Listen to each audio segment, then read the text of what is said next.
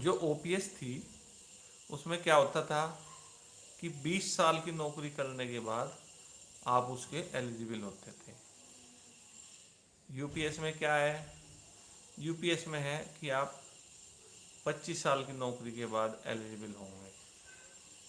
लेकिन इसमें एक खास बात और है, अगर आपने 10 साल से और 25 साल के बीच में नौकरी की है तो भी आपको एक बेसिक 10,000 रुपये मिनिमम पेंशन के तौर पे दिया जाएगा।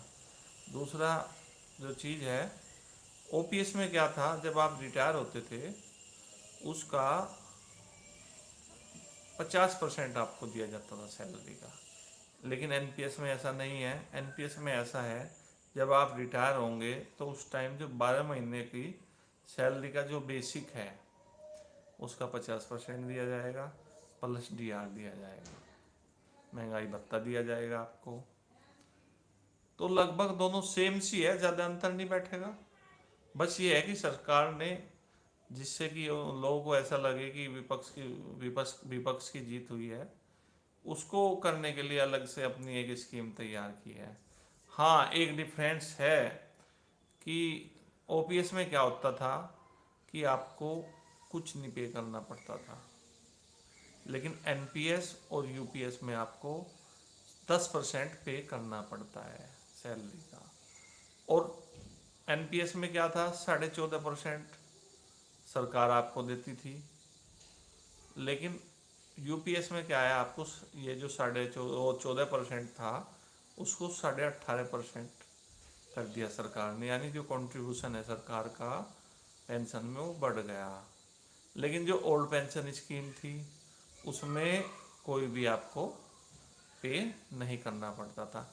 एनपीएस जो थी ना, एनपीएस महंगाई यानी से बाजार मार्केट भाव पर तय करता था कि एनपीएस कितना होगा, कम होगा, ज़्यादा होगा। जैसे बाजार भाव अगर कम है, जैसे एलआईसी है या वो शेयर मार्केट है, उस पर डिपेंड करती थी कि आपका उस टाइम पे एनपीएस क्या बनेगा।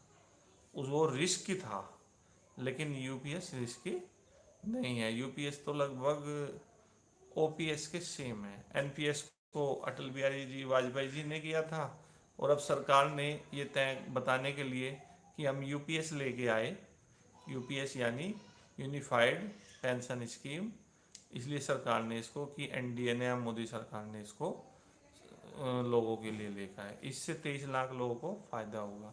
2004 और अब तक 25 के बीच में जो रिटायर हुए एनपीएस में, उनके लिए भी ये है कि उनको जो एरियर है एरियर दिया जाएगा, और उस पर ब्याज जो बनता है ब्याज भी दिया जाएगा।